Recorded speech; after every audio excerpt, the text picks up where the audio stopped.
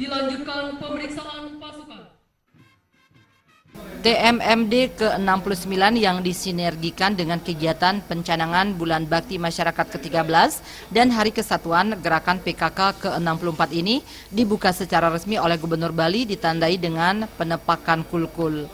Turut hadir dalam upacara pembukaan tersebut Bupati dan Ketua DPRD Buleleng, Ketua TPPKK Provinsi Bali, Pangdam Udayana, Wakapolda, dan Rem 163 Wirasatya, berbagai stakeholder TNI Polri dan pemerintahan, serta siswa dan masyarakat setempat. Dan Rem 163 Wirasatya Inyoman Cantiase didampingi Dandim 1609 Buleleng, Letkol Budi Prasetya memaparkan, TMMD ini dilaksanakan di Dusun Puncak Sari, tepatnya di daerah Bendungan Grogak, dikarenakan di daerah ini terdapat sejumlah masyarakat yang terisolir karena tiadanya jalur transportasi. Yang paling penting adalah kebetulan di Bali banyak kegiatan upacara keagamaan.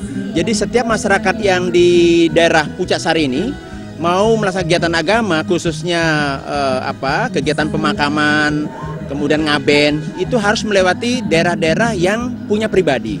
Nah, kalau masyarakat kampungnya, desanya, kebunnya dilewati oleh kegiatan keagamaan ataupun kegiatan keagamaan ini dia harus mencaru. Nah, sehingga disinilah kita TNI khususnya harus bisa memberikan jalan keluar bagaimana caranya, makanya jalan inilah yang akan dibuat.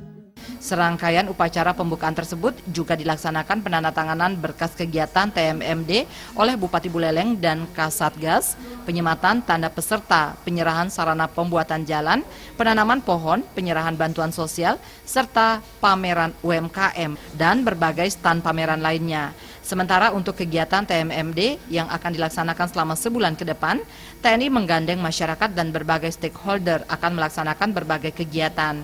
Kegiatan tersebut diantaranya pembangunan jalan sepanjang 1.133 meter dengan 9 gorong-gorong, penyenderan, dan betonisasi. Selain itu, berbagai kegiatan yang menandakan keselarasan dan kepedulian TNI dengan masyarakat juga akan dilaksanakan. Gargita dan Yuda, Bali TV.